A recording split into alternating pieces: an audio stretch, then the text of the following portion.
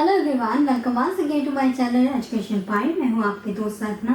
दोस्तों, अब तक हमने इंटरनेशनल ऑर्गेनाइजेशन और इंटरनेशनल ट्रेड ऑर्गेनाइजेशन के बारे में काफ़ी जानकारी हासिल कर ली है।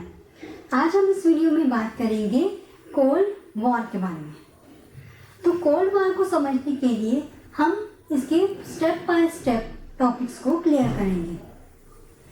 कोल्ड वॉर को हिंदी में ट्रांसलेट करें तो इसका मतलब बनता है शीत युद्ध, लेकिन ये इसका प्रॉपर मीनिंग नहीं दर्शा रहा। ये नहीं बताता कि कोल्ड वॉर एक्चुअल में है क्या। तो चलिए जानते हैं कि कोल्ड वॉर है क्या। कोल्ड वॉर का मतलब है कि जिस युद्ध में ना तो किसी हथियारों का यूज होता है, ना किसी अस्त्रों का यूज किया जाता है। ये युद्ध केवल एक दूसरे को बोलकर एक दूसरे को धमकाने तक ही सीमित रहता है। जैसा कि आप लोगों ने दूसरे युद्ध में देखा होगा, जिसमें गोलियों का यूज किया जाता है, बम का यूज किया जाता है, हथियारों का इस्तेमाल किया जाता है, जिसे हम हॉट वॉर भी कहते हैं। लेकिन इस युद्ध में ऐसा कुछ नहीं होता है। इस युद्ध में एक दूसरे को बुरा और नीचा दिखाने की कोशिश की जाती है। कौन किससे बेहतर है, कौन किसके लिए किसके पास ज़्यादा पावर है, इसका दिखावा किया जाता है, एक दूसरे को डराया जाता है। तो इस तरह से इस वॉर को कूटनीति भी कहा जाता है। तो इसी सब को बोला जाता है कोल्ड वॉर, यानी कि शीत युद्ध। सेकेंड पॉइंट है कि कोल्ड वॉर क्यों हुआ। जैसा कि मैंने प्रीवियस वीडियो में भी डिस्कस किया है कि सेकेंड वर्ल्ड वॉर के दौरान यूएसए, सोवियत संघ, ब्रिटेन और फ्रांस ने जर्मनी, इटली और जापान को हराया था।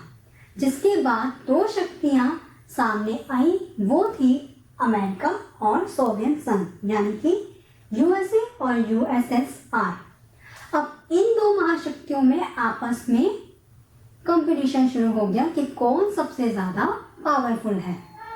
एक दूसरे को पावरफुल बनाने के लिए ये आपस में ही उलझ पड़े, जिसके कारण किसका रूप ले लिया इन्होंने, शीत युद्ध, यानी कि कोल्ड वॉर का। तो कोल्ड वॉर किन दो देशों के बीच में हुआ, यूएसए और यूएसएसआर। यूएसए मतलब संयुक्त राष्ट्र अमेरिका और यूएसएसआर सोवियत संघ। अब ये दो देश ऐसी महाशक्ति थी जो कि युद्ध के दौरान सामने आई। अब कौन सबसे ज़्यादा पावरफुल था और कौन अपने आप को सबसे ज़्यादा शक्तिशाली समझता था, इसलिए इन दोनों के बीच में क्या शुरू हो गया, कोल्ड वॉर। यूएसए जो कि वेस्ट में है तो वेस्टर्न अलायंस, और यूएसएसआर ईस्ट में है इसलिए ईस्टर्न अलायंस। यूएसए ने अपनी शक्ति को बढ़ाने के लिए दूसरे देशों के साथ अपने रिश्ते सुधारने लगा। उसी तरह से यूएसएसआर ने भी अपनी शक्ति को बढ़ाने के लिए दूसरे देशों के साथ संबंधों को सुधार लिया, जिससे यूएसए ने एक नई ऑर्गेनाइजेशन बनाई जिसको बोला जाता है नेटो, जिसके बारे में हम पहले भी डिस्कस कर चुके हैं। एक वीडियो में इस बारे में हम बता चुके हैं। तो नेटो क्या था, नॉर्थ एटलांटिक ट्रीटी ऑर्गेनाइजेशन। इसका क्या मतलब था, ये 12 देशों की एक ऑर्गेनाइजेशन थी। क्यों बनाई गई थी, ताकि इन 12 देशों के किसी भी एक देश में अगर कोई युद्ध या कोई और देश हमला करता है तो ये 12 के 12 देश उसे जवाब देंगे। क्योंकि एक देश पे हमला सिर्फ एक देश पे नहीं माना जाएगा, ये पूरी ऑर्गेनाइजेशन यानी कि 12 देशों पर हमला माना जाएगा। तो इसलिए यूएसए ने नेटो की स्थापना की। क्लियर। उसी तरह से यूएसएसआर ने अपनी शक्ति को बढ़ाने के लिए नई अलायंस बनाई जो कि थी वार्सो पैक्ट। ये यूएसए में होने वाली सभी एक्टिविटीज को कंट्रोल करता था। तो इस तरह से ये दोनों आपस में अपनी शक्ति को बढ़ाने के लिए एक अलग से अलायंस बना लेना पड़े। इसी दौरान 1962 में सोवियत संघ ने क्यूबा में सैनिक अलायंस की स्थापना की। यूएसएसआर और क्यूबा की आपसी संबंध अच्छे होने के कारण ये दोनों देश एक दूसरे के क्लोज थे, जिसने अमेरिका की परेशानियों को बढ़ा दिया, क्योंकि अमेरिका क्यूबा के बिल्कुल नज़दीक था। इसलिए अमेरिका ने क्यूबा पे नाकेबंदी कर दी, ताकि सोवियत संघ जो भी हेल्प या जो भी सामान क्यूबा में पहुंचाता है, अपनी सैनिक सहायता पहुंचाता है या कोई हथियार वहां तक पहुंचाता है उसे रोका जा सके।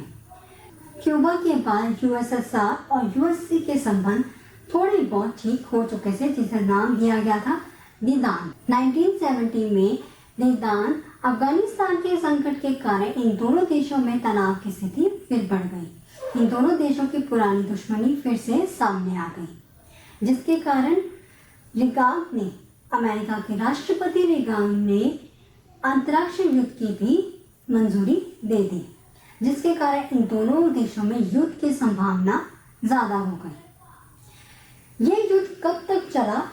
1946 में इस युद्ध की शुरुआत हुई थी और 1991 में इसकी समाप्ति हुई थी, यानी कि ये युद्ध 45 वर्ष तक चलता रहा। अब बात ये करते हैं कि इस युद्ध की समाप्ति हुई कैसे? कौन सा ऐसा देश था जिसने अपनी हार मान ली?